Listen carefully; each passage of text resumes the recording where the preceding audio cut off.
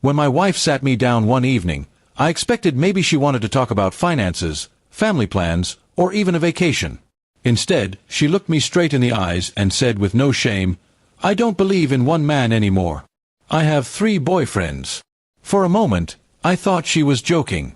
But when I saw the smug smile on her face, I realized she was dead serious.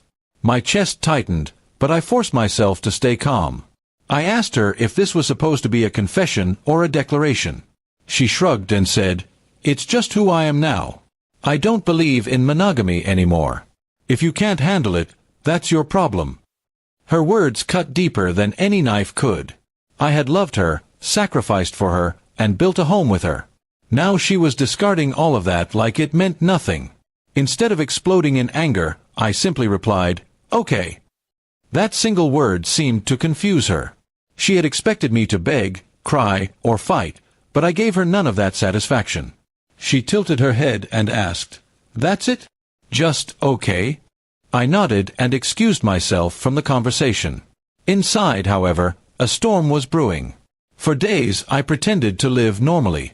I went to work, came home, and kept my routine steady. My wife, meanwhile, flaunted her new attitude. She stayed out late, came home smelling like cologne, and sometimes didn't return at all. I kept my silence, but I was quietly preparing. Behind the scenes, I began moving money out of our joint account into one under my name only. I contacted a lawyer and explained everything. He told me exactly what I needed to do to protect myself legally, especially since she was openly cheating. I collected screenshots of her messages, recorded her statements, and kept a record of her absences. One night she came home tipsy and boasted, "I just came from a date with Mark. Tomorrow it's Alex, and Saturday is for Josh." She laughed like it was a joke, but to her, it was a lifestyle. I only smiled and said, "I hope you're enjoying yourself." That calmness irritated her more than any shouting ever could. After a month of building my case, I was ready. I told her one morning over breakfast, "Since you've chosen your boyfriends, I've chosen my freedom. I've filed for divorce." She froze, the color draining from her face. Suddenly, her playful arrogance turned to panic. "Wait, what do you mean? You're leaving me?" she asked. "Yes," I said firmly. "You made your choice. Now I'm making mine." She tried to argue that I was overreacting, that she was just exploring herself. But I didn't budge. I had already seen who she really was. When the divorce papers arrived, she screamed, cried, and threatened. But the law was on my side. With all the evidence I had gathered, her infidelity was undeniable. The house, the savings, and even part of her own earnings leaned in my favor. Her boyfriends couldn't save her from the consequences of her arrogance. Her family called me, begging me to reconsider. They said she was just confused, and that marriage was about forgiveness. But where was her forgiveness when she betrayed me? Where was her respect when she threw away our vows? I told them politely that the matter was closed.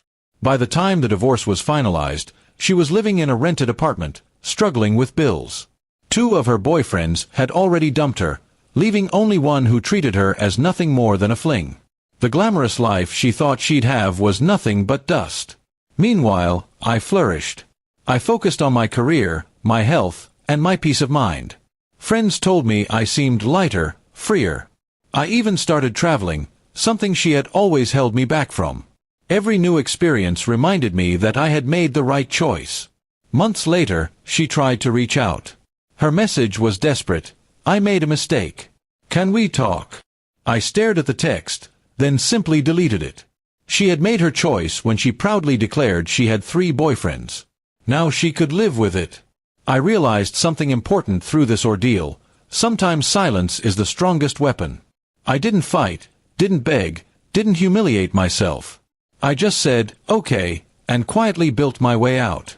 That one word had been the start of my freedom. Today, I look back at that moment and thank her for showing me who she truly was. Her betrayal was painful, but it set me free from a marriage that was already dead. She thought she was untouchable with her boyfriends, but in the end, she lost everything.